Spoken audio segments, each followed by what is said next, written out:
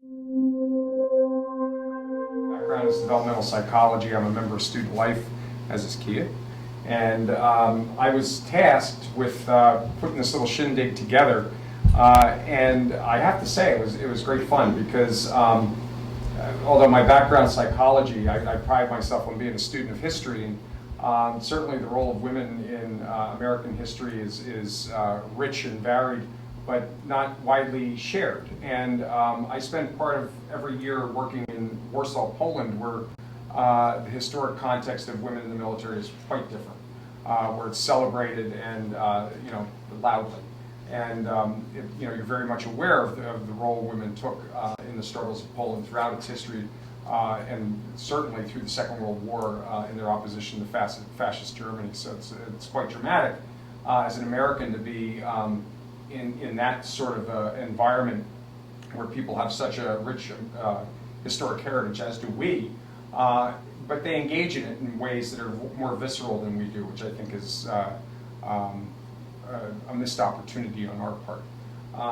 The other thing I'd like to say, while I'm just warming up the crowd, waiting for Rebecca, is that this has been a real honor to work with everybody, and I'm going to let our participants speak for themselves, but I have to tell you, I want to thank everybody who participated and helped make this an easy task for me. But the thing that I was most impressed by in regard to our student veterans is the energy and enthusiasm they brought to the table and how much they threw into this project, and even more so, the personal stories that they took the time to share with me that are very, very remarkable, and things that they personally, I hope, take great pride in, and I'm proud to have had the opportunity to hear them share those with me. So thank you, and thanks everybody for helping, and thank you for being here.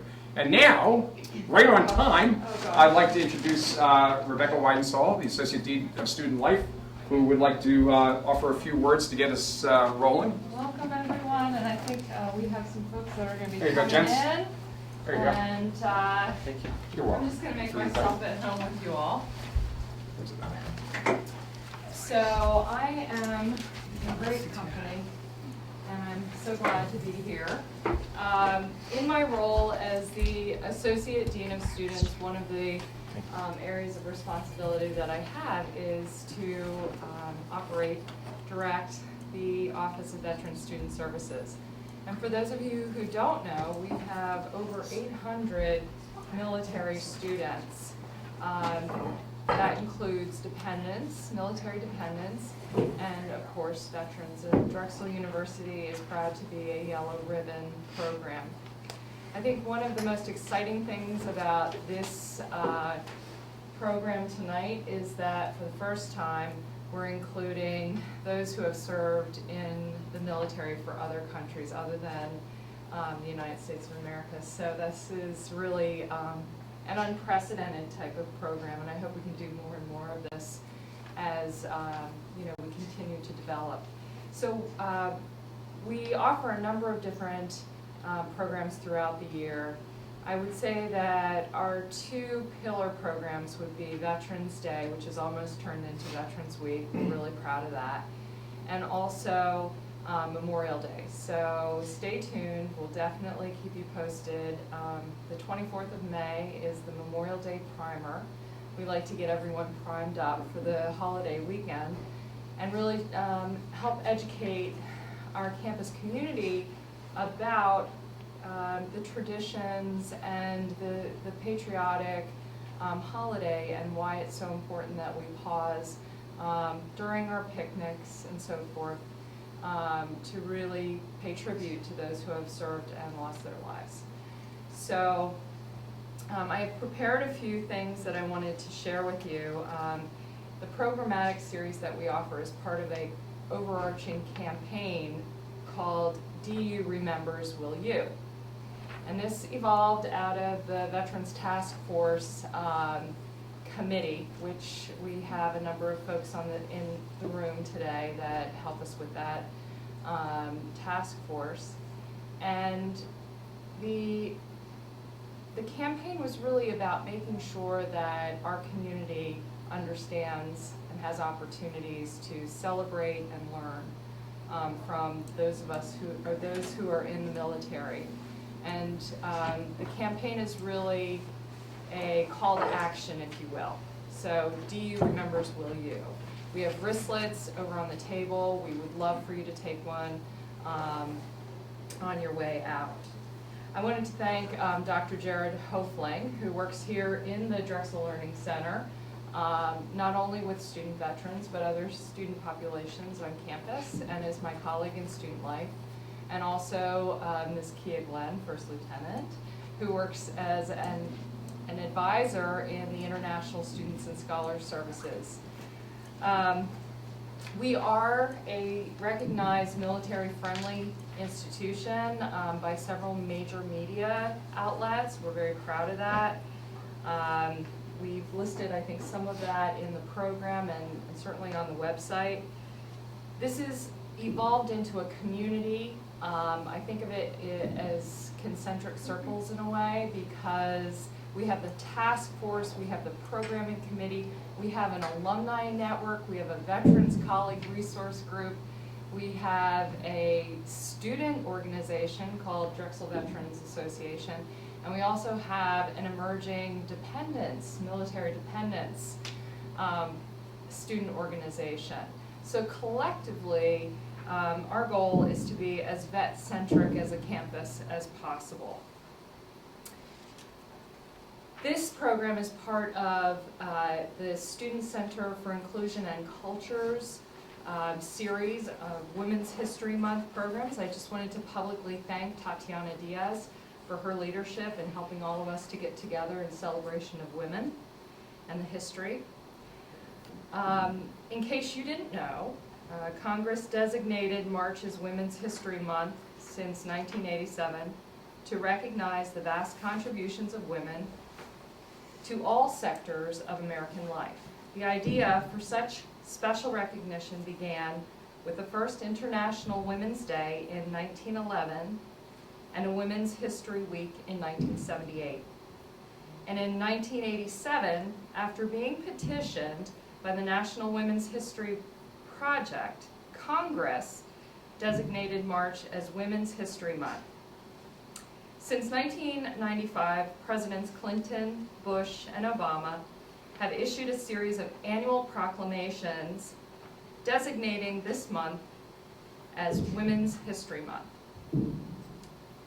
Women since colonial days have contributed much to the development of the American way of life in many areas, including national defense. In colonial America, women helped their husbands defend farms from Indian attacks. During the American Revolution, Mary Ludwig Hayes Macaulay, popularly known as, does anyone know? Molly Pitcher, right? Provided water to the men of her husband's artillery battle in more than 100-degree heat during the Battle of Monmouth until he fell exhausted, and she took his place, cleaning his cannon. In subsequent American wars, women served as clerks, nurses, cooks, and even civilian spies during the Civil War. And during World War I, more than 30,000 women served with the armed forces, mostly as nurses, but 300 served with the U.S. Army Signal Corps in France as French translators. During World War I, the Navy enlisted 15,000 women, the first women to serve as military members of the armed forces. After the war ended, former President Woodrow Wilson recognized their contributions to the war effort with his support for the 19th Amendment, which gave women the right to vote. During World War II, approximately 500,000 women took part, and some played game-changing roles. For example, with the pending U.S. entry into World War II in the summer of 1941, the Army Air Forces faced a shortage of male pilots. As a result, Lieutenant General Henry Arnold asked a renowned female aviator, Jacqueline Cochran, for suggestions. She offered to recruit female pilots as civilian pilots for the Army Air Forces to release male pilots for combat. And their contributions were not only unprecedented, they were game-changing. But after the war ended, neither the Army Air Forces nor Congress provided the WASP members any recognition for their tremendous contributions to the Allied victory during the war.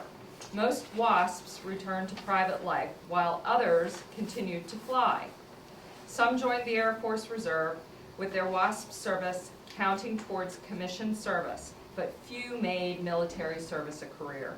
About 30 years later, the Air Force publicly announced that it would begin training the first women to fly military aircraft. With the support of U.S. Senator Barry Goldwater, Congress passed a bill which former President Jimmy Carter signed and granted the WASP full military status.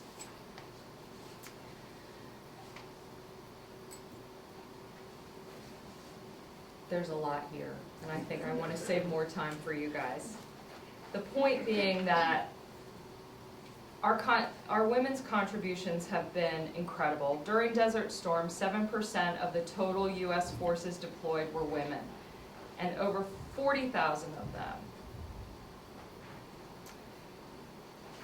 The accomplishments of women who have voluntarily served this country are truly remarkable, and we're going to hear from several of them today. In the course of the day, most of us probably never stop to think about the fact that military women are everywhere around us on this campus. Many of them are in the room today, and I just would ask that those of you who have served either in the United States or other foreign service, if you could just please stand and be recognized.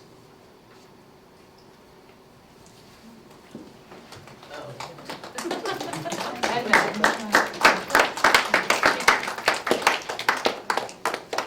So at Drexel, 41% of our military students are who are currently enrolled are women.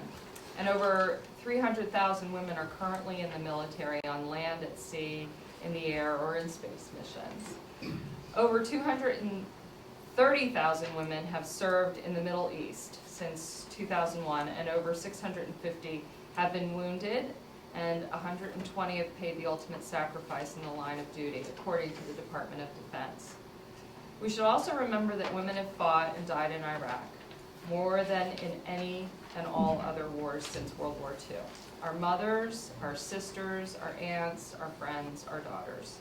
So during this Women's Her Story Month, it is not just fitting, but absolutely essential that we pay homage to these remarkable women who are part of our nation, our allies' stories, security, and humanitarian missions. Their stories are so incredibly important, and especially the 5 that are here today. So we hope that you'll unplug a little bit and give us an opportunity to learn from you and ask questions. And at this time, I'd like to turn it over to my colleague, Kia Glenn. Hey, I'm not going to walk up front. My name is Kia. I'm going to stick right here by the computer so we can transition from the PowerPoint and the videos. Thank you so much, Rebecca.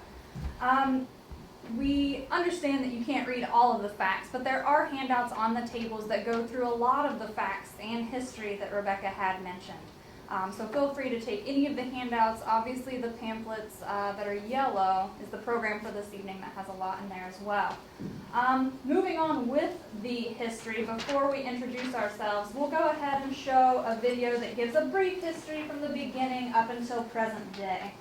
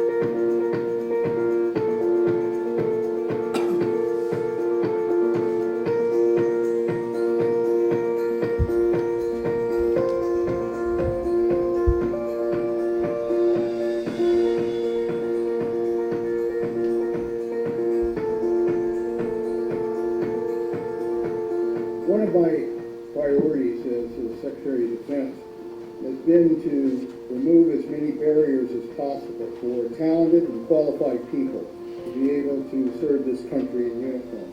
They'll be allowed to drive tanks, fire mortars, and lead infantry soldiers into combat. They'll be able to serve as Army Rangers and Green Berets, Navy SEALs, Marine Corps Infantry, Air Force parajumpers, and everything else that was previously open only to men.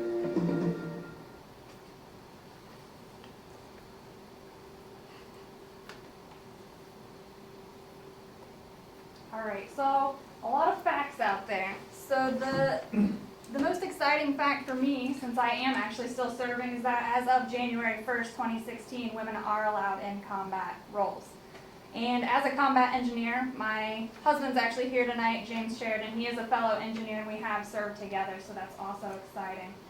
So a little bit about me. I am currently serving in the Ohio Army National Guard as a first lieutenant. My military occupation specialty is engineer, so that encompasses combat engineering, horizontal construction, and vertical construction engineering. I am a staff member here at Drexel. I serve in the International Students and Scholars Office. I'm an international student advisor. I work alongside Rebecca and Jerry every single day. Not only am I, involved in this panel discussion tonight, but I actually look forward to learning from each and every one of the women that are on the panel tonight as well. So let's go ahead and start with the first, and everyone can say what their rank and their branch and whatever else you want to share. Okay, hi everyone, I'm Shoval Durrani. I served in the Israel Defense Force from 2010 to 2013. I joined when I was 18, and I moved back here a couple years ago and immediately started at Drexel. I don't know exactly how to translate the rank. It's called Saman Rishon, which is, I have no idea how to say that in English, to be honest. But I served as a combat soldier and commander in the K-9 unit. This was my dog, and we were fortunate enough to finish our service together, and I brought her home with me. We served in the bomb detection team, and most of my work was in the West Bank, if you're familiar with Israel. Yeah, I'm open to any questions. What is your dog's name? Her name is Gula. She's fairly retired. And I apologize for the muzzle, but that was No, that's that okay. was a suggestion. I understand. I'm Colleen Farrell. I was in the Marine Corps from 2008 to 2012. I'm currently a captain in the reserves in the IRR. My original MOS was air traffic controller, but after about a year being in, I volunteered for a female engagement team, and I spent the rest of my time in the Marine Corps on the female engagement team, and I deployed once to Afghanistan. And then in 2012, I was a plaintiff in the ACLU lawsuit against the Department of Defense to rescind the combat exclusion policy, which was the policy that prohibited women from being in combat. And then, as you saw in that video, in early 2013, Secretary Panetta did rescind that policy. Hi, I'm Yvette Tyson. I am a current 2L law student at the Klein School of Law across the street. I served 8 years active duty in the Army. My military occupational specialty was officially called a human intelligence collector, but we all know that as an interrogator. So I joined with my twin sister. We both went to language school out in Monterey, California, which was beautiful, to learn Russian, and then backtrack for a second. We joined the Army December 2000. We had a basic training date of August 31st. It was extended because a base stopped training females. September 11th happened, and we left about 8 days after that. So knowing that we joined to be interrogators, we knew that deployment was in our future, but we joined at 17. So we didn't know really what that meant until we were done with all of our training. So did combat tours 3 times to Afghanistan, once to Iraq. Got out the Army, went back to Afghanistan, and realized that this was my choice now, so I should probably do other stuff. So I began teaching at a Joint Special Operations course in Fort Bragg, where I taught for 2 years tactical questioning techniques, and a part of that, I was able to engage with the Army's version of the female engagement teams that she spoke about in Marine Corps called a combat support team. So I trained the first few groups of the Army's female combat support team that would then be attached to special operations soldiers overseas. And then I quit the military life and came to law school. And here I am.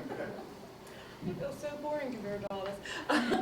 I'm Thea Burke. I actually work with Amanda Hard. I did the Army. I did Army ROTC as a scholarship to pay for college, and I then served on active duty for not quite 7 years. And I had really amazing opportunities. I was first assigned to Walter Reed Army Medical Center, which was the Army's biggest hospital. And I started as a hem-onc bone marrow transplant nurse, and then I was selected to join the presidential unit, the Dwight D. Eisenhower Executive Nursing Suite, which was amazing. I wound up working there for 3 years, and that was just a really unique opportunity. We worked with the State Department with a lot of diplomats and presidents and general officers and senators and congressmen, and really interesting. I kind of was a Beltway bandit, we called it. I hopped around that DC area. I got moved down to Fort Belvoir to start a clinic there and to merge a couple of units, and was there 6 months, and then they moved me over to the Pentagon to run the emergency response team there and be the training officer for the health clinic there, which served the 27,000 employees at the Pentagon. I met my husband in ROTC. We have twin daughters, so I'll have to talk to you. They've been fighting for 2 years now, so. Right. I went into the IRR because my husband actually was downsized. I think I'm a little maybe more older. I have to get used to saying that. If I had stayed in, I would have retired 2 years ago, so it's hard to think about that. I try not to. But it was at the time they were forewarning us that if we weren't prepared to be deployed 2 to 3 years out of every 5 years, it wasn't the Army for us. My husband had been downsized, and we knew children were in our future, and I wasn't prepared to leave my kids at 6 weeks of age, which is the standard. So made the very, very difficult decision. Did stay in IRR, and then ultimately got out after my husband had gotten deployed to Iraq and was gone for 15 months when the girls were 2 years old. He left when they were 20 months old and then got home right before they turned 3 years old. So it was a tough decision, but I can't say enough for the opportunities I was given, and I appreciate being here in everybody's service, so thank you. I'm Amanda Hart. I was in the Pennsylvania Army National Guard from 2002 to 2008. I was an intelligence analyst, and I was in the 628 Military Intelligence Battalion at Harrisburg Military Post, which is the intelligence battalion for the 28th IB. So I served 6 years in the Guard, and probably about half of that time I spent on active duty between various training things and deployments. We were deployed to Kosovo, and it was an 18-month-long deployment between the train up and everything. So I did the same job the whole time I was in. I was just assigned to that same unit, and I spent 2 years in the inactive reserves after that, and I'm now an ER nurse at Reading Hospital. And I got graduated from Drexel with my bachelor's this year, and am now going for my master's from Drexel as well. So all paid for by the government. All right, great. Thank you so much. So I'm going to go ahead and switch over to the PowerPoint just so we can see some pictures of all of these amazing women and their time in the military.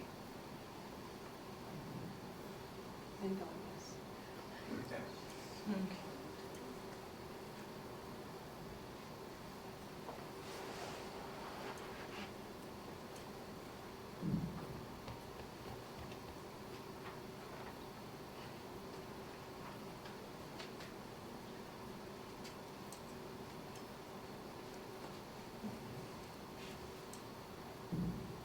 He keeps that in her office.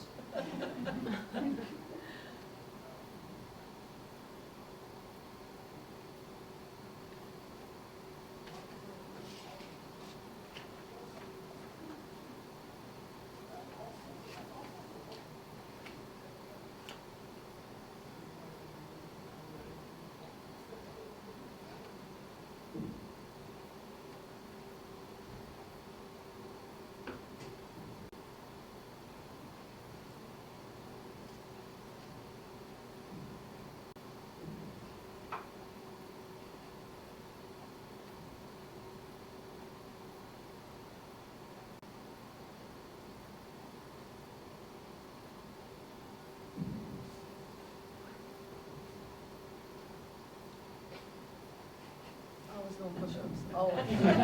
Always. That's my twin and I. I'm sorry, I know we're not supposed to commentate, but there you go. Somebody has some serious pictures. I'll be okay.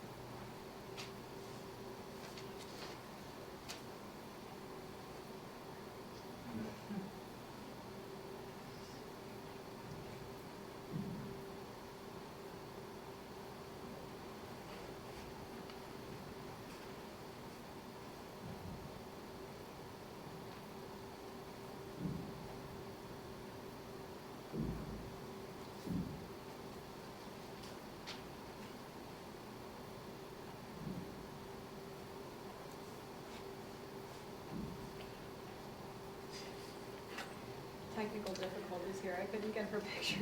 Yeah, it's also called, I'm probably the only one who's old enough to actually, all my pictures are pictures and not digital. So it's a little bit, are you okay? Don't You're not snap. saying that, Don't okay. snap. I'm like taking pictures with my phone of my pictures for her. Thank you for sharing the pictures of Amanda. Thank you for putting all that together. So we have a lot of different branches represented between all of us. We also have a lot of different stories and different years and occupations within the military.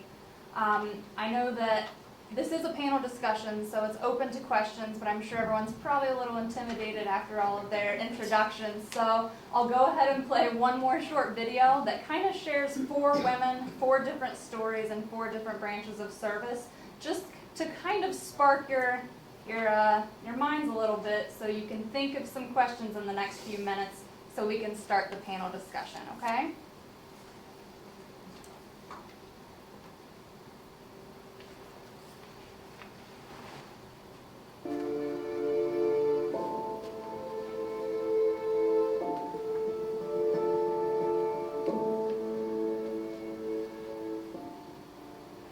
I get in and he goes, so what do you want to do? I want to drive. Hey, can't, you have a vagina. I was raped. I didn't tell anyone. People are, always saying, we really want to hire vets. They want to hire vets for males, not females. I've seen it, I've been through it, and I've conquered it.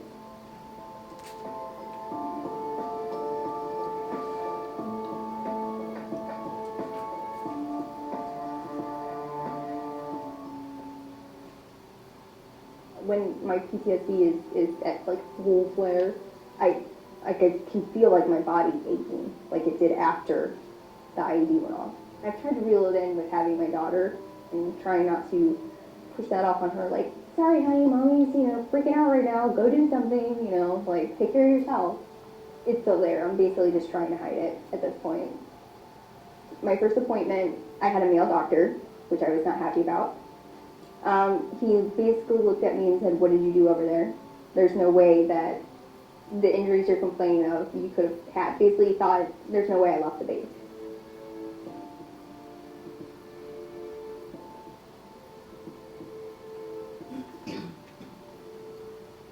I've been lucky that I have outside insurance and I've been able to go to civilian doctors and then go back to the VA and say, hey, this is what I found that you guys won't look for. It just makes you as a woman feel pathetic. Why didn't I stand up for myself? Even though he was a lot stronger than me, even though he had his hand around my neck, why didn't all this stuff that the Army teach me come into play? Why did I let this happen?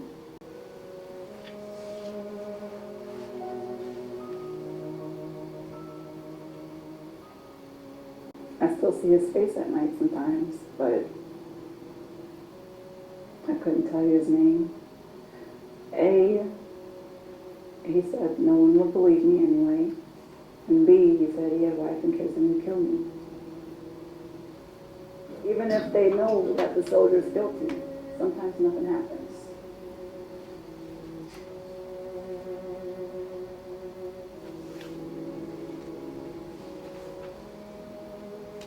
I'm okay now. That's only because I'm using medicine to help me sleep through the nights. I don't need to go back into the army. I don't want to make myself hurt, you know? I don't want to remember. I had really good leaders that recognized my work and would put me up on board, and I would always lose out to males. I had deployed, they hadn't. I had did stuff they hadn't, and they were getting promoted above me.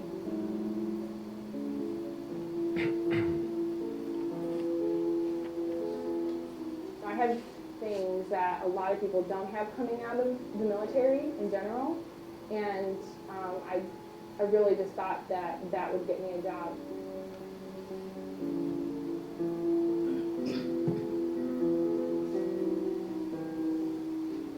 I want to be a career person, and I want to accomplish things on a daily basis and feel like I'm contributing to society or a community or even just my family.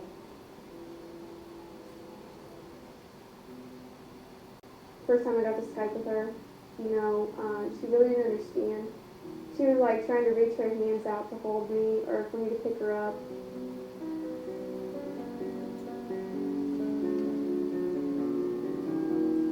I have a daughter to take care of, so I'm going to provide.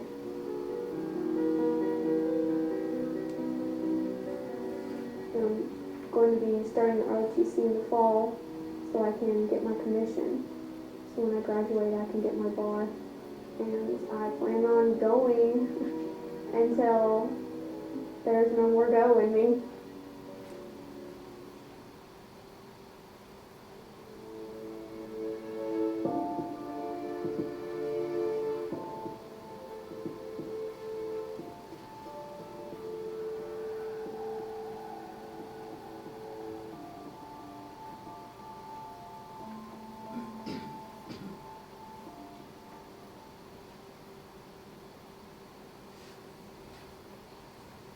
All right, so obviously a lot of tough subjects there. And it's not always, smiles and laughter and having fun in the military. But at the same time, you saw our pictures. We were all smiling. Even, the Marine captain that was overseas in Afghanistan and Iraq, she was smiling in all of her pictures with the kids and the women that she met with while overseas. So, that there were some pretty stifling statistics on that video. It is insane to think that the news doesn't report those things, but we should keep those in mind, that women are still kind of put to the wayside in the military and in the professional world. But as we see in our panel, they're using their military experience, they're using their VA benefits, and they're using their specialized training to advance their professional lives and their careers here at Drexel and beyond. So, you can absolutely just open the floor to ask our panelists, anything that's appropriate, obviously. And it can be anything as, why did you join the military? Or, should I? Do we have anybody in here that's currently enrolled in the Drexel ROTC program? Great, see? You can obviously help her out, maybe and decide what branch she plans on going to, or maybe if she's interested in several different MOSs. That's awesome, and we really look forward to you joining the officer corps one day. Here's a pretty awesome statistic about officers is 1% of the entire U.S. joins the military. That's it, 1%. And of that 1%, only 10% are officers. So there's just some facts for you to stew over on. But yeah, so it could be as simple as, why did you enlist? Why did you join the Army? Did you use ROTC? It can be, what was your transition like from maybe high school, being 17 years old and joining the military. Those are the types of things that, you know, we would love to share with you. And I'm sure, as we know, each and every panelist has a completely different story. All right? Don't be shy. I'll start off. My parents are both Marine veterans. My mom served for 11 years, my dad for 30. So I am familiar with some of the, I guess, some of the ways that servicemen and women kind of see their branches. But I'd like to know, what do each of you wish that your branch or government had done to better equip you in the form of education, resources, really anything that you feel like they could have done more for you?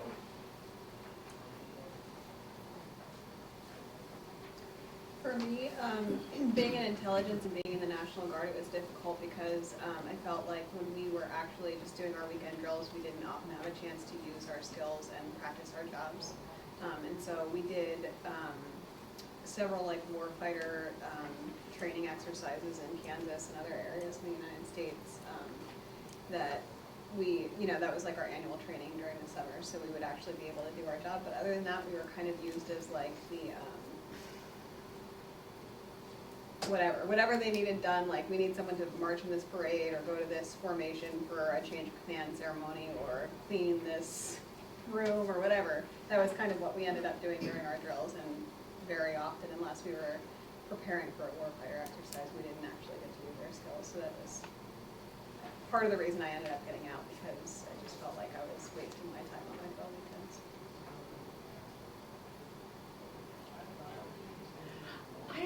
For me, from my perspective, I felt I was really well prepared in the Nurse Corps. I felt comparing the Army Nurse Corps to the civilian sector, I really struggled in the civilian sector. I actually got out of nursing for 10 years and went into business because I was just really dissatisfied with the relationships I saw between nurses and doctors. It was much more subservient. By the time you become the rank of a captain in the Nurse Corps, you're the same rank as a lot of the physicians. And so it's captain to captain, rather in the civilian sector, it's doctor, and then the nurses go by the first names. So for me, I felt there was more of that hierarchical, which you would think coming from the military, right, that it would be, no. And so I have such positive things. I think the thing that I struggled with was my husband was infantry, and just them not working with us. I mean, I got moved down to Fort Belvoir from Walter Reed because I was due up to change at my 4-year assignment, and I had called personnel so many times because they thought they were going to send my husband to Germany, that she told me, she said, I was the first lieutenant at the time, and she said, "Lieutenant, if you call me one more time, you're going to South Korea for a year, and maybe when you get back, I'll send you with your husband." And so, you know, they were tough. They were tough. They really didn't try to work with you, and it was not their priority. It wasn't. They have, the mission is war, and I was a support service to support the combat troops, and it's knowing your role and knowing what the mission is, and I understand the bigger picture, and that's why I made the decision to get out when I did.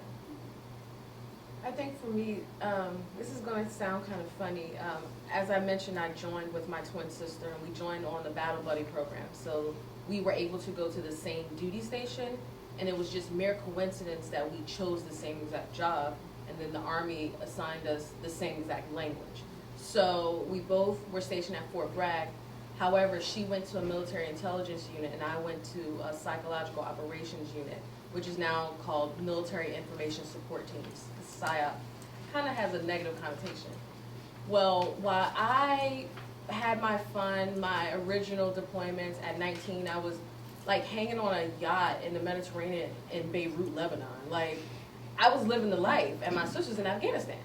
And you know, we're exchanging pictures and stories and all this stuff, and I thought I had it good until I came back and realized that I couldn't even compete with my peers who were actually doing their job. So I see my twin sister, who up until that point we had done everything together, getting promoted before me and having opportunities that I didn't have. So I would ask people, like, you know, I want to stay here, but can I actually go do my job? I didn't have an opportunity to conduct an interrogation until maybe almost 20. So remember, I joined at 17, and it was a culture shock to me because I had it easy breezy kind of in the beginning. But once I deployed, I made sure, even if I stayed in that psychological operations unit, that the only places I wanted to go was Iraq and Afghanistan. Don't send me anywhere else. And what are they going to say? No, right? They're not going to tell me no. They're going to make sure I'm okay. Like, are you sure? But that's all I wanted to do. So once I was able to get those deployments under my belt, staying extra 3 to 6 months to compete with my peers when it came time to, in the military after E6, in the Army after E6 enlisted ranks, your package goes towards the Department of the Army. It goes towards a board. So they just look at you in black and white and look at your photo.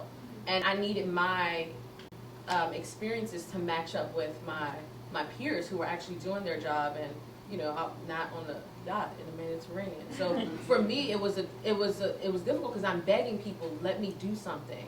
And I'm still a specialist, and I'm sweeping up floors, and my sister has a platoon she's in charge of, and I'm like, something has to give. And they said, well, go deploy.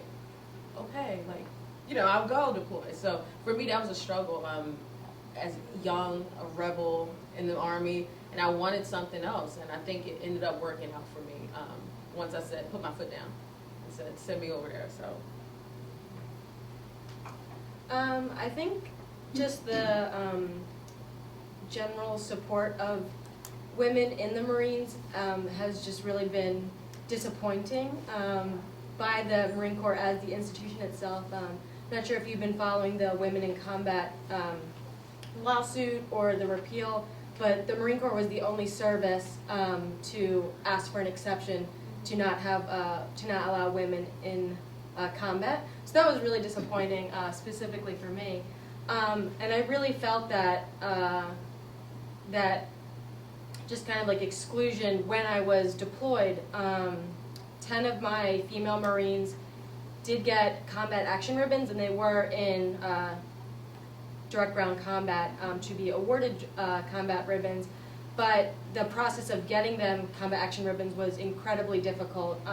Even when the males that were side by side with them on that engagement, you know, they got them, you know, the next day. And then when we came back, just the nature of the female engagement team, some of my Marines did experience PTSD, but we were asked to disband 3 days after we returned from Afghanistan to go back to our units that hadn't been in combat, hadn't been outside the wire. For example, I returned to a Marine Air Support Squadron, and ensuring that my Marines got the medical care that they should have gotten was really, really difficult to keep track of them because we all went back to different units. And they really had no one to relate to when they got back to their own units. So, yeah. When I was thinking of joining the military, ROTC, both my parents begged me not the Marines. Yeah. Well, things are changing, so. Yeah, so I'm glad things are changing. Yeah. Well, clearly I served in the Israeli Defense Force, so it's entirely different. I don't really know how to answer that question because a lot of things don't really apply. But the government, I mean, they do take care of their soldiers. As probably some of you know, Israel, everyone has to join the army. It's mandatory. That's just part of being an Israeli citizen. So at 18, everyone goes to the military right after high school. Because I was born and raised in the States, I didn't have to, and I was considered a volunteer. So what they do is they have this, it's called Lone Soldiers Program sort of thing, or certain benefits that lone soldiers get. And a lone soldier is someone who basically leaves their country, moves to Israel alone, and decides on their own to serve. So I did get, certain benefits, higher salary, they helped me with housing. Every month they would give me a certain amount of money for a holiday or, certain time off when if my family would come visit. So the government did help me a lot with that, and they're pretty good with their lone soldiers. Good evening, ladies. Midshipman Heather Schmidt. This is a question specifically for you. I guess what made you want to get involved with the female engagement team? And like how did that process from like air controller to that team work?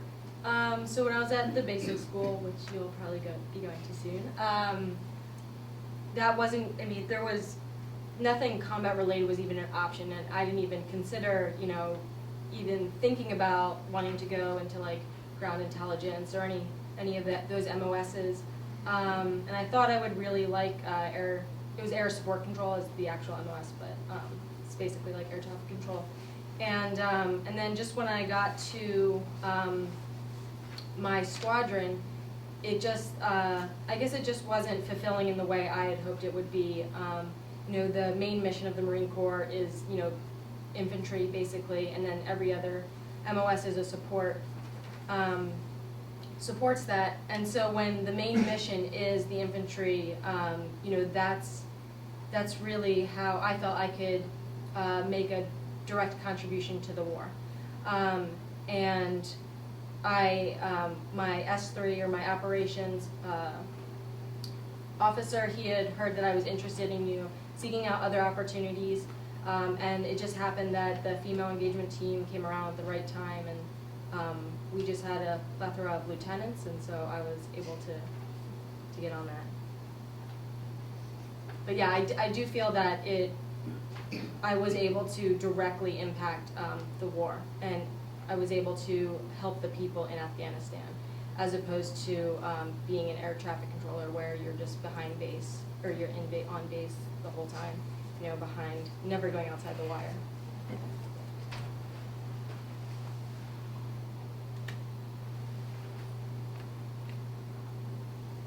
have a question for Ms. Burke.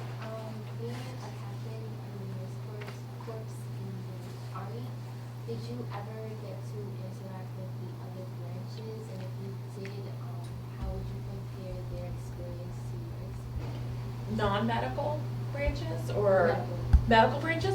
Well, yeah, we're all integrated. So at Oak, you go to your officer basic course down in San Antonio, Texas, and you're integrated with the physicians and the medical service corps, and so we started training together, and then in the hospital we all worked together side by side, so completely integrated. I would say the thing that I liked, that I experienced, is that there is a shortage of physicians. I mean, there was a shortage of nurses too.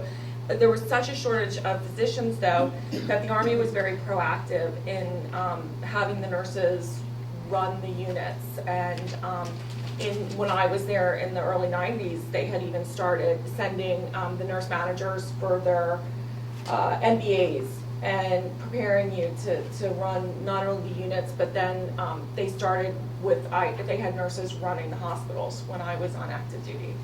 And you're just starting to see that now, like in the last 5 years, really, in the civilian sector, where you're seeing nurses become CEOs of hospitals. So I do feel like the Army, really, the Army Nurse Corps is really leads nursing practice a lot from a business perspective, which is awesome.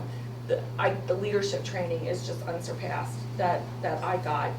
I was put in as a charge nurse at 22 after 3 months, and I was the first night off. I mean, the other nurse I was working with had been a nurse for 27 years, and I was 22 years old.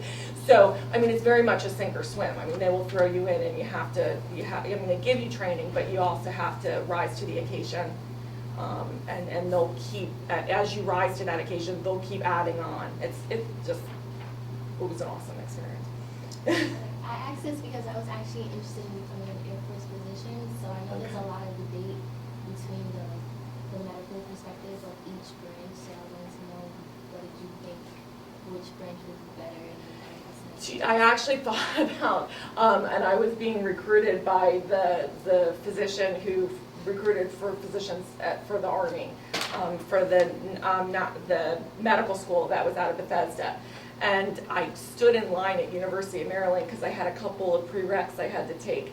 And my husband was double parked outside, and after about 40 minutes of waiting in line, I turned around and went back out. I'm like, I can't do it. I loved being a nurse. I think the thing with the physicians is Walter Reed is sort of unique in that they can spend, if you specialize, you can spend your whole career there. But for the most part, depending on what you do, you're going to be transferred a lot. There's such a shortage. You have a lot of the physicians are lost private practices that were in the Guard or in the reserves, and so that was tough. That, you know, it is tough to be a physician in the military. But I think, you know, they'll pay for, if you look at USHIS, yes.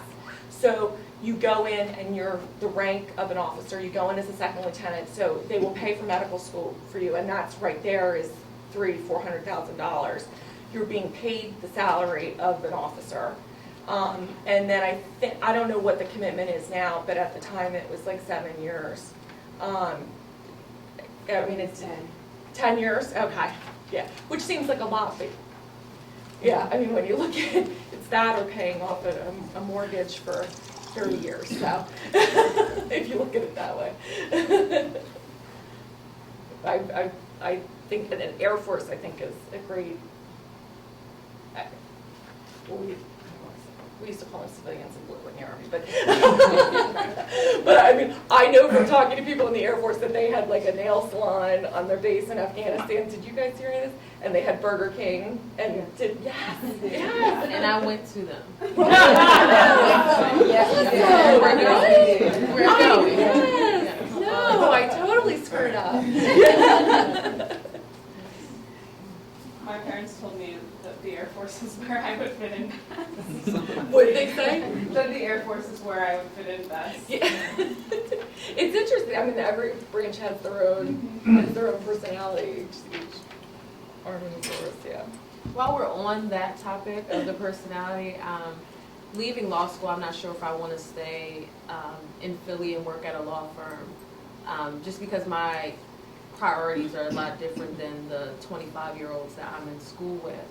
But everyone asks if I'm going to join JAG after, like, oh, of course I'll apply. No one's a shoo-in, they're choosing from all over the nation. The acceptance rate is very, very low. It's a very prestigious position to have. And finally, someone convinced me to actually apply to Air Force JAG as well. And I feel like I'm cheating on the Army. I've been out since 2009.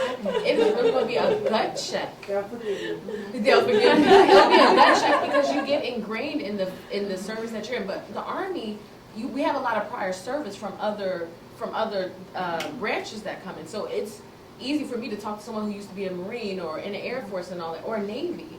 You don't find that in a lot of other branches, but for me, it was a gut check to say, I will apply. I haven't done it yet, but I think I will just give myself that other opportunity to become a part of the military JAG Corps after law school. So.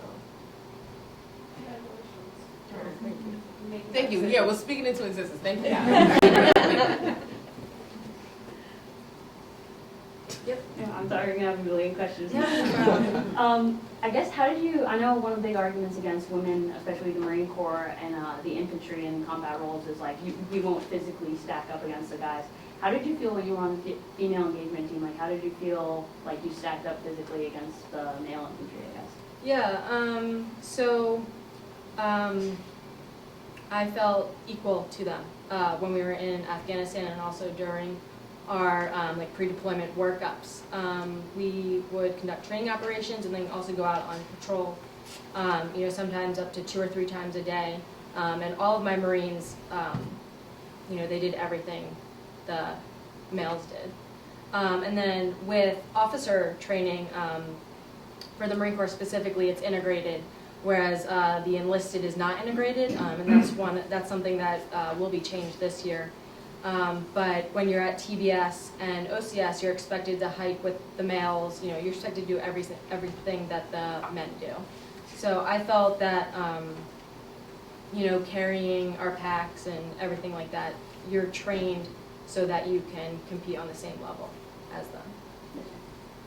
For the Army's combat support team, so the CST, the Army equivalent, I didn't have the opportunity to do it because when I was teaching them, I was a civilian contractor by this point. But as an interrogator, a female interrogator in the Army, when I started deploying, they needed women more so than they thought because they were encountering a lot of kids in these compounds, a lot of women in these compounds, and they refuse to talk to men. So it wasn't until somebody could go in there and take their Kevlar off and they could see, oh my gosh, you're a woman, that they needed us to talk to the women in trouble. Whether it was giving them a glow stick or whatever it may be, we brought a different, we made a different impact on what the soldiers were doing. I say soldiers just because that's what Army says, but I work with special operations soldiers, so I work with Delta Force, I work with Navy SEALs, I work with all of them, and they would say, well, we want this female to go with this. And once you establish a good reputation, it works out for you tremendously. And I think that's what I had the ability to do. So after my little rebel years in the military, the beginning years, I was able to kind of pick and choose where I wanted to go. You know, if a unit was deploying to northern Afghanistan, I would call somebody and say, hey, can you come and request me? You know, and then a phone call would happen, and I already got my bags packed to go and deploy with a particular unit. So I think we as women, as female interrogators, we were told, hey, Yvette, you ready? Like, you want to go? All right. Yeah, I want to go. But, you know, it's just, it's one of those gut checks that you do, but you also gain that reputation for being not one of the guys. You're just a female that can do her job, which was to do tactical questioning on target, and they don't have to worry about me. And I think that's what a lot of the worry comes from. Like, how do we know that you'll be able to rough it, or how do we know that you'll be able to, that we don't have to look over our shoulder and make sure that you're okay? Like, let's just wait until that happens and then see what happens. But, you know, you can't tell people who, you know, are trained to fight, trained to kill, wait till it happens, because everybody wants to go home at the end of the day. So I think for me personally, I was able to establish a reputation first in my job, in my skill set. Then it was, okay, you trust me to come along with you. And as you build that up, then you can vouch for other females that come in and take your place. And after that, we had a kind of a community of people that they could pick and choose from when they went out on their operation. So it was fun for a little bit. Hi. Hi. Just a question to, I know a lot of times when vets sit around and talk, we talk about day one, the day you signed up and your first day on base. So this is a question for everyone on the panel. What was your day one like, or the most influential moment in your career that you can share? Okay, so I, moved to a foreign country, and I didn't even speak the language fluently yet. I would, walk around with a little notepad and pen and be the most annoying American ever, and every time I would hear a word, I'd be like, how do you spell that? What does that mean? Use it in a sentence. So the first days of my service, were really tough. I kind of just went with the flow. We'd be yelled at in Hebrew, and some people would run that way, so I'd run that way. But the first day I remember, every soldier goes to Bakum, this place in Israel, and you get all of your equipment for the first time. You get your uniforms, your boots, everything. And it was just a shock, first of all, that I was, just out of high school. I was 18, and I was in a new country. I was completely alone. I had no one at all. I mean, it was just a shock. But I really just went with the flow and followed everyone and kind of learned the language, learned what was going to happen. And I guess the first 6 months of my service were really kind of just go with the flow and see what I'm doing. Because, again, I didn't really speak the language fluently. I did pass the test where I could go to the military, like I could be drafted before having to take, or like not have to take a course before being drafted. But yeah, it was shocking to me, and I remember actually the first day, we were doing drills. It was the very first day, so they wanted to like instill this military mindset, and we were doing drills, and I went up to the commander, who we're supposed to call Hasaman Mefakeret, and so instead I called her Mefakeret, which is like a lower rank than Saman Mefakeret, and she flipped out at me, and I was in shock, and I didn't know what to do, and I almost cried, and that was it. But it was just shocking and kind of like a really scary time, but it's all worth it. I guess I've never heard of this day one, but I guess my first day is probably like everyone else's here, just pure pandemonium, being screamed at by drill instructors, bags flying everywhere. just running everywhere. I also signed up with my sister, so I was fortunate enough to go through like boot camp, officer candidate school with her. So we had each other. And then I guess what was my most memorable moment? I think probably just the first time I went outside the wire, or like outside of our protected base in Afghanistan. I think I'll probably just always remember that feeling. For me, it was throughout my entire career because my sister was always there. And she was better at PT than me. So if she went to a course before I did, and they're like, your sister won like this big award, what are you gonna do? And I'm just gonna be me. So for me, it started at basic training. Your sister just ran this. You better run it too, or you're gonna be doing push-ups. Literally, I did push-ups throughout my entire Army career. It was crazy. So for me, that's what my day one was just to repeat, like all the time. Like, what did you do here? What grade did you get on this test? All right, I got a 98. All right, I got 2 points to try to beat you. Like, it was a constant comparison. We didn't grow up like that. My grandmother definitely, she who raised us, she didn't make us do the same thing, even though we dressed alike, different colors. But she never said, both of you go do this, both of you go do that. So we've kind of done our own thing, and it just so happens we like the same thing. So that was like my day one over and over again for 8 years until we both decided to get out. And I guess the most memorable moment was getting my first detainee to like talk to me and stop lying and tell me where the bomb was and why he did what he did. And that's a very, it's called break, for lack of a better term, but you get them off of their cover story. So the first time that happened, I wanted to jump through my skin, but you gotta play it cool. Yeah, I knew that. I didn't know any of that. So like, you just have to like start playing these mind games with yourself as well. So that was Afghanistan, 19 years old, and he told me everything. And I think that was a big confidence booster because a lot of people told me, oh, you're an interrogator, you're a female, they're not gonna trust you over there. You know how they look at women? I was like, but they had never met me, but like, whatever.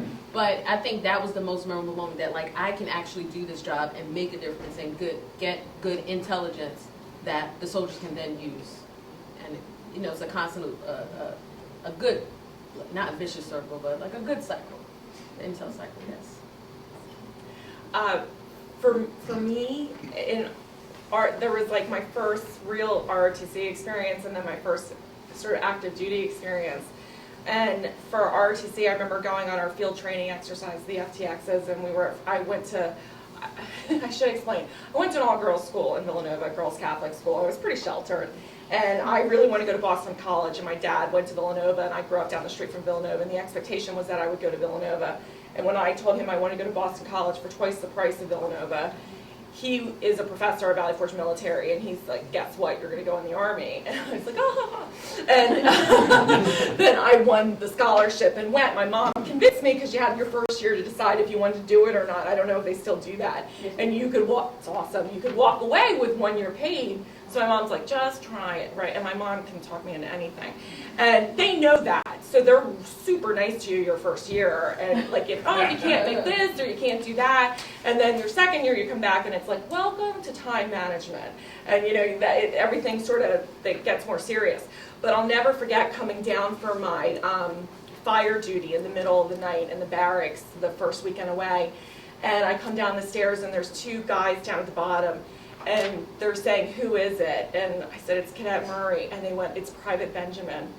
And I don't know how many folks here have seen Private Benjamin. I didn't know what that meant. And I came home from school and said to my parents, who's Private Benjamin? And they said, why do you ask? And I said, well, that's what they called me.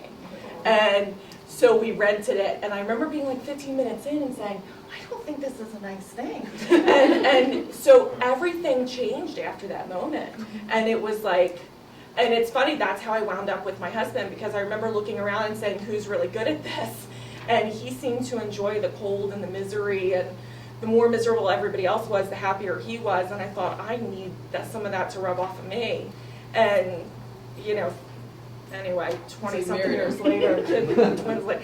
But, it wasn't a natural thing for me, for sure. And I remember going, my first active duty experience was at airborne school in college. And that was something, because I remember there was 100 of us in the platoon that I was in.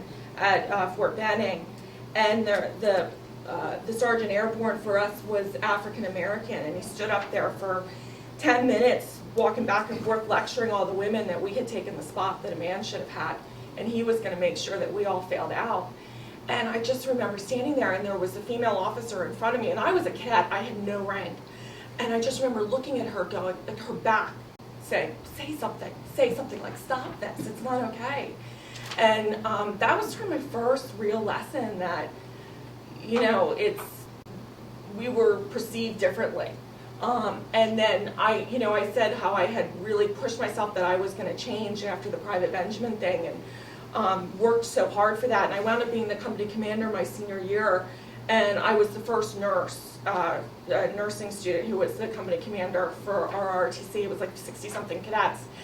And I came back, somebody had been injured on a field training exercise, and I came back to the barracks that night, and all the male cadets, I was the only female at the time, and they had decided to make the lights out meeting, or our meeting for the MS4s, the seniors, in the female barracks while they were doing their personal hygiene and showering.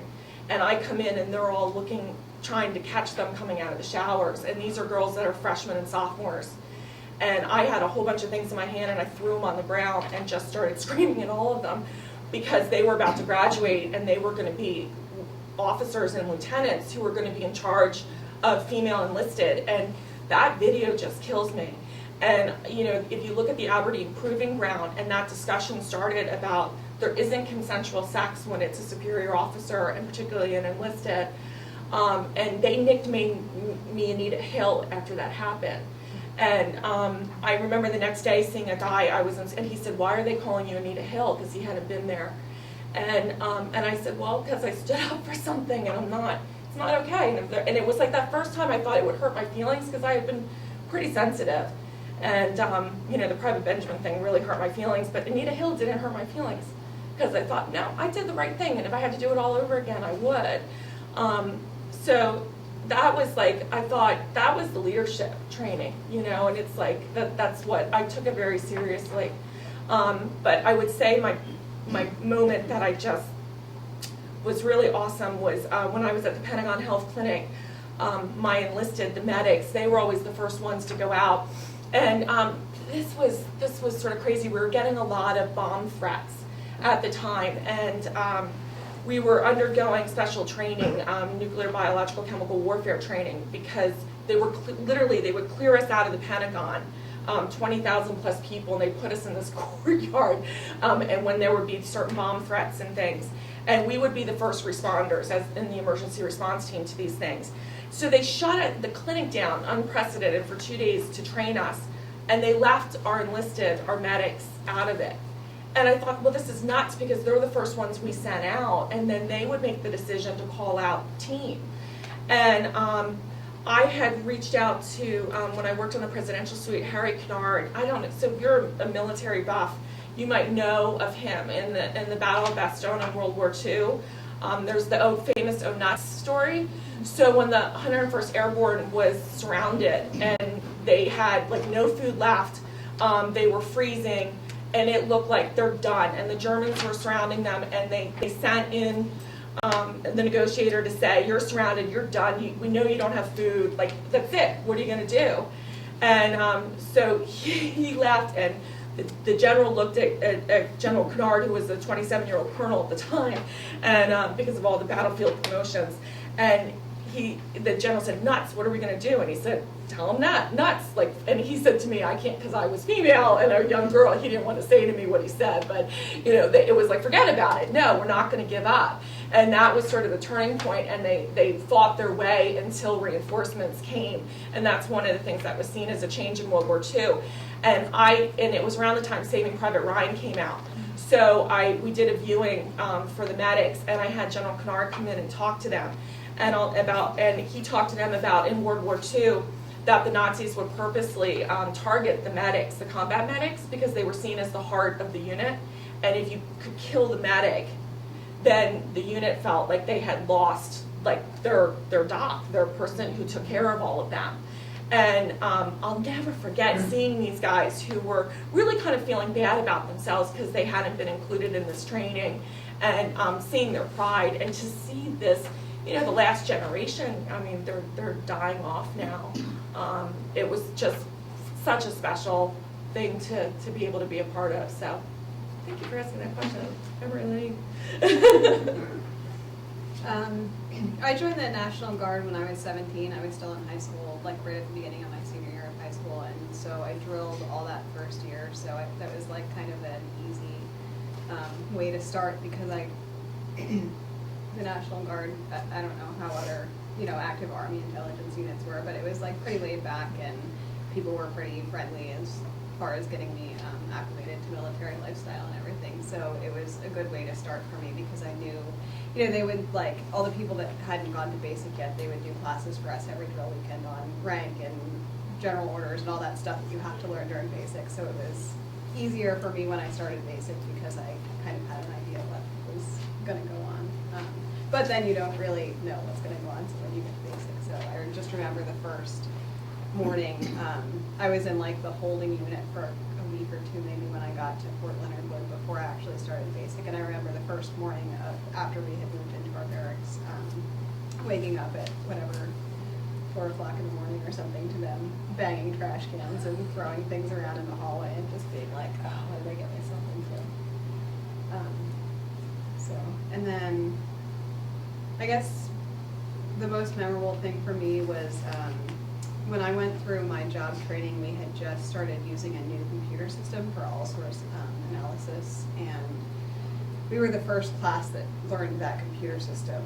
So it was kind of neat, because we went, I came back, I think 2 months after I came back from my job training, we went to Kansas, to Fort Leonard Wood for a warfighter exercise, and nobody in the division knew how to use this computer system. So I just remember it was kind of cool, because I was like an E2, and they would call me to like all the different intel units around the training center to help them, because they didn't know what to do. So that was kind of cool, and I got like a coin from the commander for helping everybody learn how to use this new system.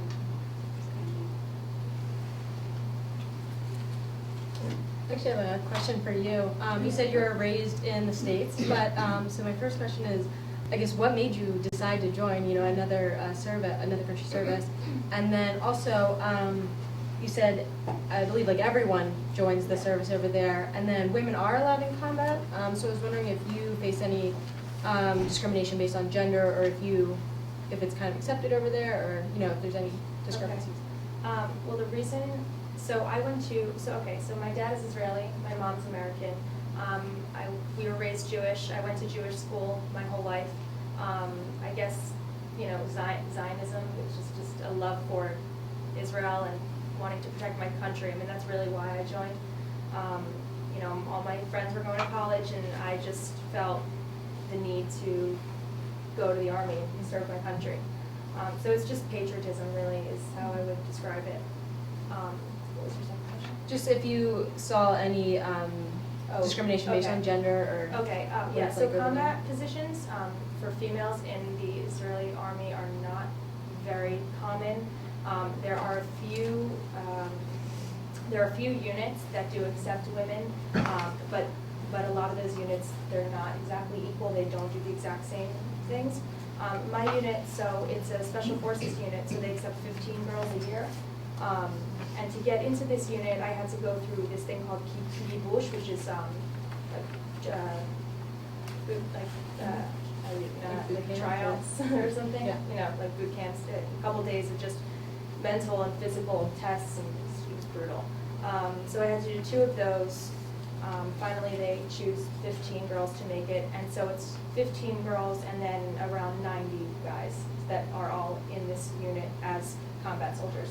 We do the same things, and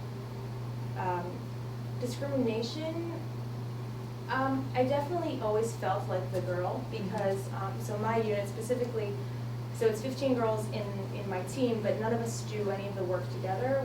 We are called out. So let's say the unit, the paratroopers unit, they request one of the girls with their dog. We are immediately sent out, and we go to their base. for how many days. It could be 1 day, it could be 7 days, we don't know really yet. We pack all of our stuff, we go to their base, and again, it's an all men base, so there's no women at all. So you walk in and they look at you, and I mean, it's clearly like, wow, you are the only woman we've seen in a long time. And I have to, you know, being the only woman on an operation, I'm sent there and I'm sent on base, and I have to, you know, get my own bathroom. I have to make sure I have a room. I have to make sure that when I'm in the bathroom or when I'm taking a shower, the door can lock, you know, all that stuff. I have to make sure that I'm going to be taken care of on this base. I introduce myself, I establish, you know, I have to be really assertive and say, this is what I'm doing, this is how I work, this is how Gula works, this is what I need, you know, all that kind of stuff. So, I wouldn't say it was negative attention. It was actually more positive because most of the men that I worked with, my rank was higher than them, so they were all like really impressed, and you know, because I had different equipment than them, I had like better equipment. You know, they'd admire my gun and my boots and my, you know, Gula, and I mean, it's, you know, it's my Gula. Yeah, so it was cool. It was, I mean, I definitely got more attention being a woman, but it wasn't really negative attention. Thank you. I'm curious, can I ask you something? Yes. Fort Bragg, Yes. has it changed walking into that Burger King? Because I remember walking into that Burger King in 1992, and it was all men. And then I was with 2 of my girlfriends after working at the hospital, and they all turned and stared at us.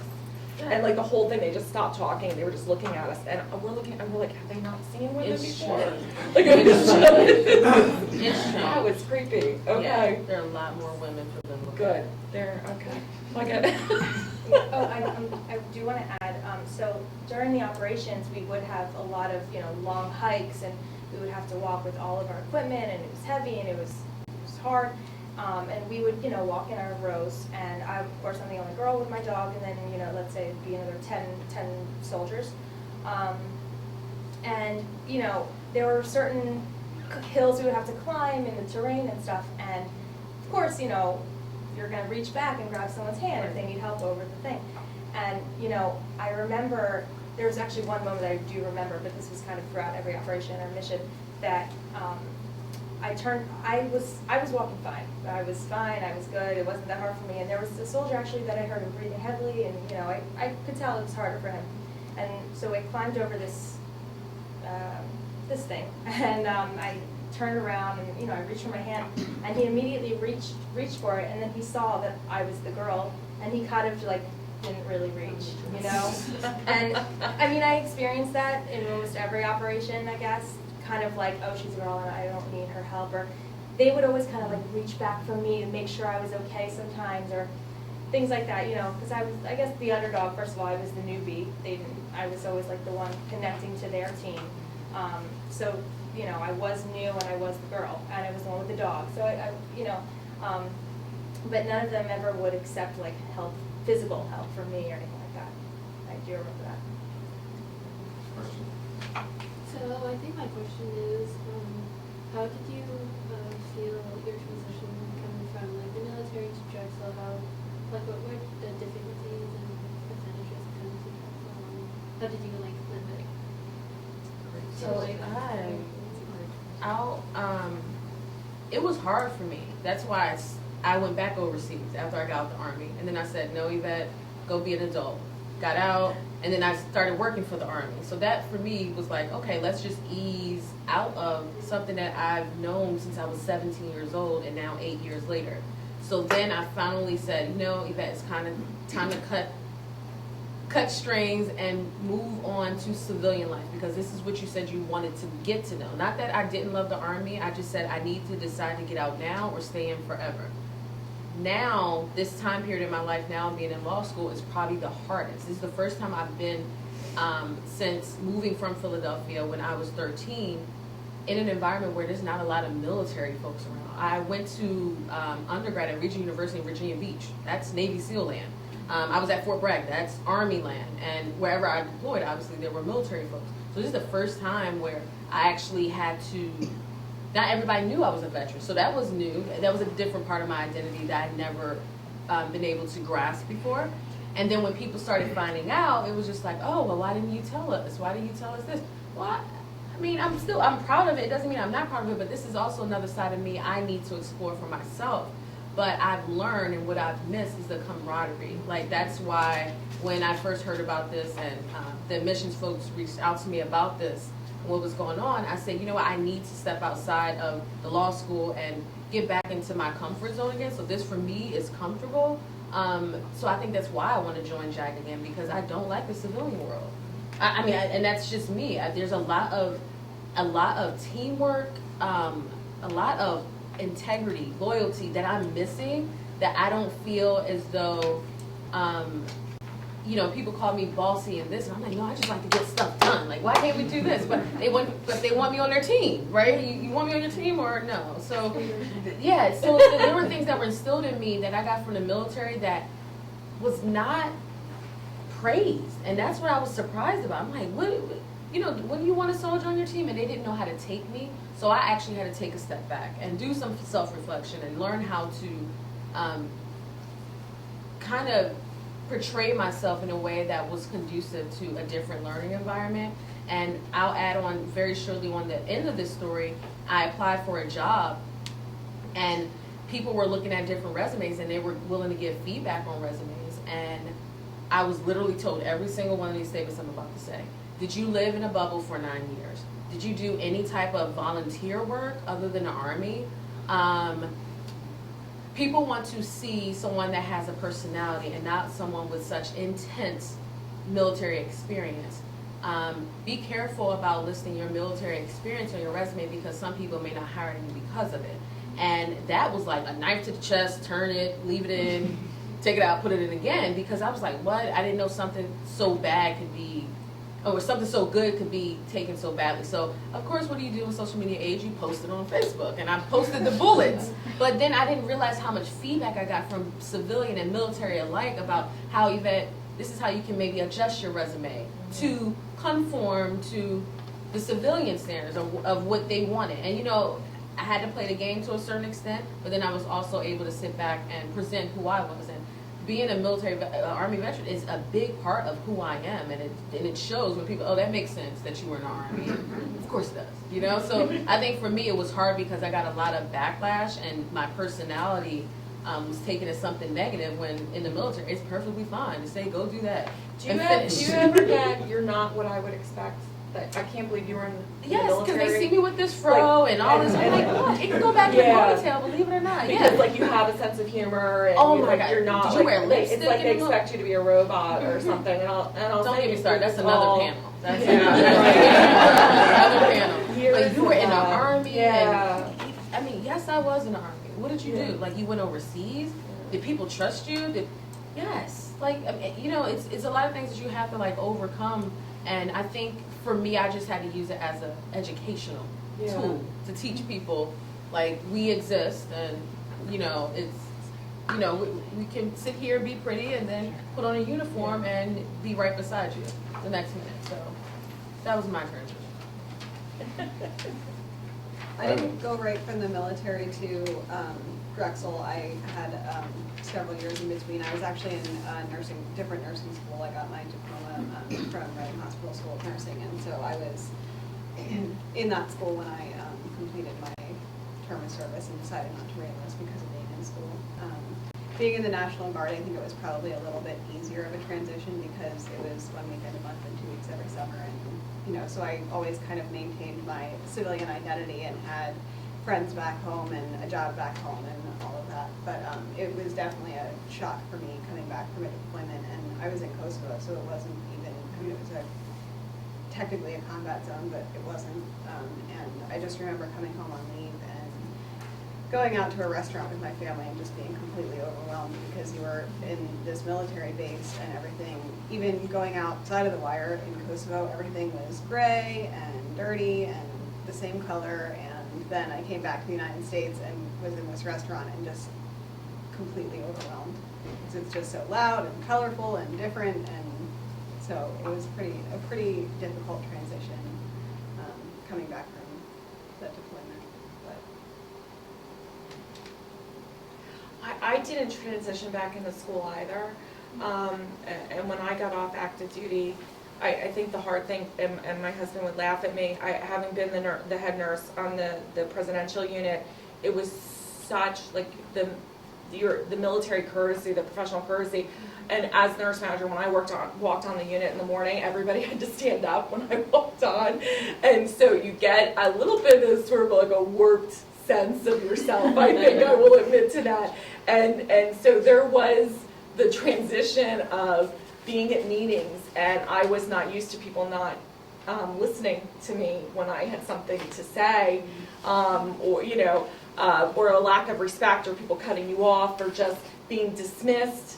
And so that, and I would come home and complain, and my husband would just say, like, that's the real world. You're in the civilian world. Like, you have to get used to that. And so I think that was sort of my hard part for my transition. I think I felt at home again when I went back into the hospital and worked in the emergency sector, because I would say, wouldn't you say that's the closest you can get to a military environment? And I was at HUP for several years before the trauma program moved, and John Pryor,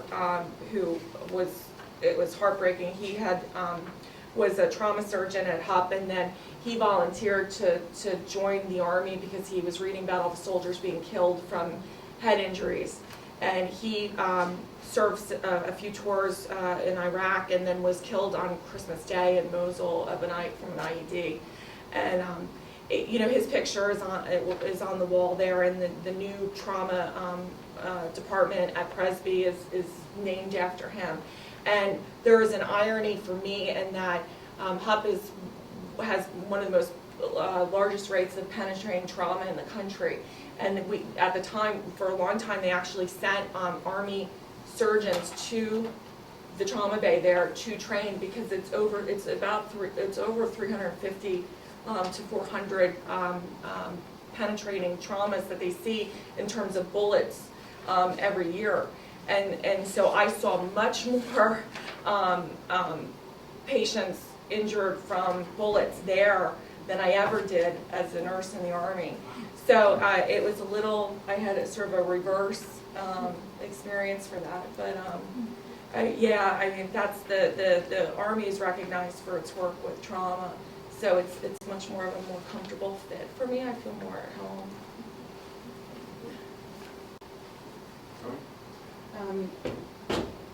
So from any other time in history, the female population of veterans is growing. How important is it to you to have the story told from the female perspective?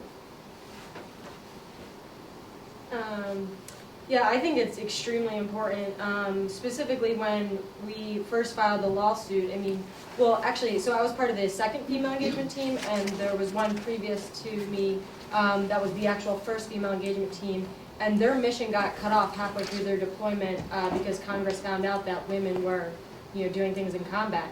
And then, when I was deployed, we had to do this huge runaround that, what was happening on the ground was not actually, what was written in law. And there were a lot of just runarounds and circumventions that we had to do just to, follow that law. And then when we filed the lawsuit, when we started doing press, we were really surprised that, a lot of Americans didn't know women were in combat. They didn't, or actually with the younger generation I've found is that, when I speak to students at Drexel, they don't know women weren't allowed to be in combat. They thought, women can do anything, which is great that they think that.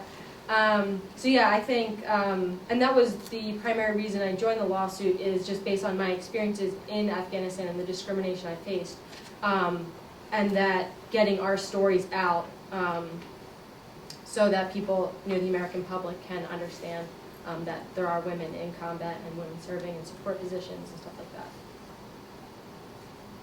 I read a stat that one of the fastest growing segments of the homeless population in the United States are female veterans.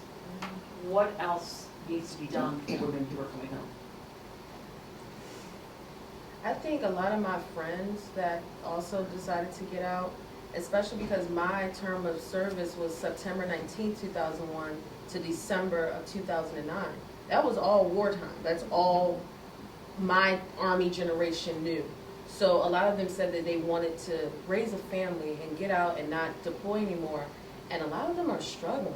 And it's not because they're not able to get an education, but bachelor's degree is the new high school diploma, right? You need to do something a little bit further than a bachelor's degree, hence why I'm in law school now. And I think that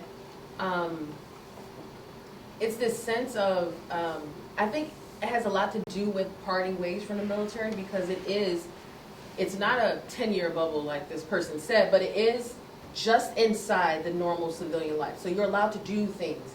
But then you remember when you get that phone call at 10 o'clock at night to pick up your soldier who's arrested for a DUI that, oh, I am in the military, not a regular civilian. So you're in this bubble for so long, and then when you're out, it's really hard to adjust. So I know my friends that I work with back at in Virginia, in Richmond, and in North Carolina, Fayetteville in particular, they go to certain meetings for women veterans. They help out at the homeless women veteran shelters. And I myself have done the same, and the biggest thing is they just want resources. So it's that mentality, like I don't want you to do everything for me, but just give me an avenue through which I am able to build myself back up, because a lot of them have children and they're single mothers, and being a single mother and having everything you need, like a job and education, is hard enough. So these people who feel like they've given everything to their country, and they feel like it's being pushed to the wayside. So I think resources is the main thing, and just getting the word out. The way social media is, no one should not know anything. You know what I mean? Like, I hope that makes sense. But there are way too many avenues to communicate.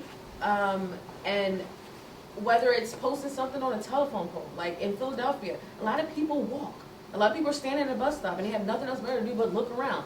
And so it's using your environment to put out the information about resources, because some of these people may not have computers or phones and stuff like that. So I know my friends, I send them care packages. They're home in North Carolina, and I still send them care packages as a law student who doesn't have a job, to make sure that they have the essentials that they need. So I think it's not having to worry about whether or not you have soap, to be able to focus on, let me land this job interview and do stuff like that. So I think it's just taking a little bit off so they can do the big things on their own.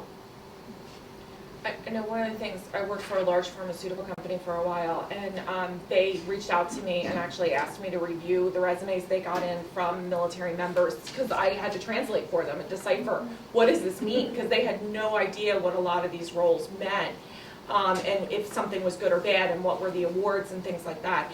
And I will say, I think that's one of the huge areas of need, and I still see it today, is the resumes. And as a manager now, for years, I will say to the recruiters, I want any military resume that you have come in, like I want to see it for my department. Don't, because they won't even get to the hiring manager. I mean, they just, and so I think the frustration I feel is when people talk about supporting the military, don't just say it. I feel like it's a very popular thing, and we get to some of the holidays and everybody say, oh, thank us all.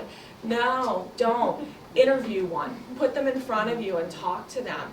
And one of the big frustrations for me is when I have, especially in emergency nursing, it's a much higher rate of male nurses in that specialty of nursing than in other specialties. And a lot of them happen to be veterans.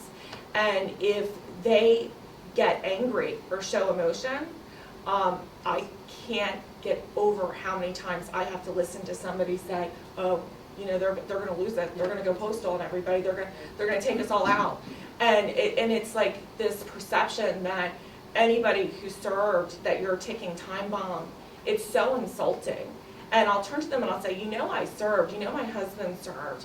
And then they look at me like, oh, here she goes. And I think back to my Anita Hill days, it's just, but it is. It's just, there's definitely, it's still there, unfortunately. I mean, I hope, and hopefully, like you said, it's getting better, I look at these guys and I'm just so envious and I'm so amazed, and it makes me so happy, because when I was in ROTC, I wanted to become an armor officer by the end, and we weren't allowed to do it, but I would have given anything to be in a tank and blow stuff up. I mean, I just thought that was like the neatest thing. So, I mean, the fight that you need to make this happen, but it's tough. I'll say my girls are 12 now, and I came home all excited when they made the announcement about women being able to serve in combat arms. And my husband, he calls it manfantry.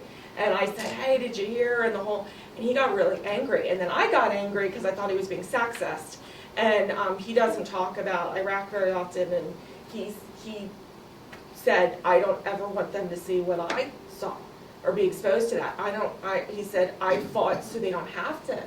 So it's interesting. So in some cases, we might think that it's a chauvinist thing, or they don't think we're, for my husband, I think, but there still is some of that protective, they're his little girls, and he doesn't want them being exposed to that. And I think probably all parents, no matter if it's a boy or a girl, you don't want your child, go, I'm so amazed that your parents both let both of you guys to Oh, you go would off. have thought my grandmother was a drill sergeant. She said, no, I grew up knowing that the Army was my only option. I mean, where I grew up in North Philly, like, a lot of people didn't make it out. Yeah, I made it out of North Philly. So it was, you're going in the Army. And then my sister and I are rebels, right? So we said, no, we're going in the Marines. And she said, heck no. And then we were like, fine, the Air Force. And she's like, no, you're going to the Army, last thing said. And the day after our 17th birthday, we were at the MEP station signing up, and they were like, questionnaires, are you missing any limbs? I said, yes, I'm missing an arm.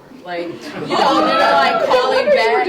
Oh, I was mad. I'm telling you, I was a mess. But, like my sister picked our job. I had no clue, no choice in the matter. I said, just pick something. I don't care. She's like, we got to learn the language. I said, well, I don't know Spanish, so maybe they'll kick me out. Like, I took 5 years. Like, I was a rebel up until, they said, like, we can take your pay. We can take your ring. I'm like, you mess with somebody's paycheck, you'll straight up lick and split. So I got it together. I'm watching the clock, and I know we've exceeded our agreed upon time, but I know Tony had a question, and then I'd like to just say a few quick things before we close. It was actually in addition to what was asked, if they redefine what is considered homeless for veterans. At the VA here, the definition is without a home or in a shelter. If you're couch surfing or if you're staying with family or friends, you're considered to have a home. And so when I came home, I felt as though, okay, I was homeless, here are some resources, and that wasn't the case. So if they redefine what is homeless, and then, as you said, let people know what the resources are that are available, I think that will definitely change how we transition, period. There are meetings, there's information disseminated at the VA, and it's not accessible to patients. We don't even know when they're having town hall meetings or anything, so that information doesn't come out. And if it does, it's very last minute. So I would say being connected and redefining what is considered homeless. I'm sorry, I know we are rolling towards the end of the time limit, but one question I have kind of pertains to what you were talking about with the roles of women in combat, and even redefining homelessness for veterans. A lot of the people who are making the policy about what is best for the military have never served a day in their life or had any affiliation to the military whatsoever. And just purely coming from a military family, these are all things that I've heard in some way expressed before, but not everybody has that exposure. So I don't know, I guess I wonder what more can be done to get policymakers to actually see the real perspective and not just what they've seen from afar. And I don't know, do you guys have any ideas on that? I would like to say that I think, it's important, I say to many of the veterans that I meet, we're relying on you to bring all of your experience into the civilian world and make us a stronger country. And that even goes into public service, to your point. If you look at, the legislature, most of them have no experience whatsoever or have family members who are serving or have served. I think it's worth contemplating, how you can find a way in your career path to really make a difference and with the government and continue like you've done. I think speaking up is part of it, talking to people here, We really appreciate this opportunity to listen and learn from you, and we hope that you will continue on this journey with your service, because it can happen in many different ways. Well said. And before we wrap it up, I just wanted Amanda, Thea, Yvette, Colleen, Shovel, and Gula, of course. Thank you so much for your time and energy, and Tony and Kia for all the hard work you put into organizing this, and all the great ideas all of you shared. And I fascinated by everything everyone had to say and everyone's questions. And I would just like to toss this out there. I don't think this needs to be the end of the conversation, and I would propose that it is the beginning of the month. And if you're game, I will be happy to try to put the wheels in motion to do this again and continue this conversation, because I think you have remarkable experiences and incredible insight that is invaluable and can be shared with a larger audience. And I just think of the day we sat in my office and you guys shared some of your stories, and Kia, yourself, some of the things you had to say about your deployment that were just remarkable to me. And I think people need to hear that. And to your point, that's part of the answer, is to connect with the people that don't have a military background or a military family or that experience or that insight or that perspective. You do. To Rebecca's charge, extend that concept of service and heritage of service, and keep telling the stories. And if you're game to do this some more, I'd be happy to see if we can facilitate that. I think it would be terrific. I think there's more to be told and more questions to be asked, and I'm happy to make it happen if you guys are game. The other thing I just wanted to say, or ask, is, Colleen, I have one last question. The pictures that all of you contributed, that Amanda did such a great job putting together for the slideshow. Terrific pictures. I mean, I enjoyed every one of them. But Colleen, there were pictures of you with the little boy with his arm around you, you're both smiling, and the group of children that I thought were really powerful images. And I just had to ask you, what was going on? Well, that was, our main mission when I was in Afghanistan was to build trust between the population and the Marines. And so a lot of what we did was talk to women and children, and also men as well. And so yeah, that was just like a daily patrol with the group of children. Usually they would just like follow you in herds. I'm sure you've all seen that. And then with the young boy, that was at a medical clinic that we had set up to see patients. Great images. And all the images you guys shared were terrific, so thank you. And again, on behalf of everybody here, thank you. And thank you all for participating in your questions. And now eat some damn cupcakes. Thank you.